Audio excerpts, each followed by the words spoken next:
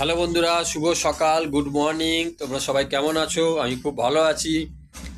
বন্ধুরা, তোমাদের জন্য দারুণ জেনারেল নলেজ নিয়ে এসেছি, যেটা সকলের জানা দরকার। তো পশুদের মধ্যে, হয়তো তোমরা শুনলে অবাক হবে, পশুদের মধ্যে সব থেকে বেশি দামে বিক্রি হয়েছে এই পশুটা, গিনেস বুক ওয়ার্ল্ড রেকর্ডে তার নাম নথিভুক্ত করেছে। তো সেটা আমাদের ভারতের, এটা আমাদের গর্বের ব্যাপার। তো সেটা হচ্ছে একটা গৃহপালিত পশু। সে হচ্ছে গরু, সাদা ধবধবে গরু, নাম হচ্ছে ভিয়াতিনা 19। তার নাম রাখা আছে ভিয়াতিনা 19। এটা একটা নেল্লোর প্রজাতির গরুটা। তো গরুটার ওয়েট হচ্ছে 1101 কেজি।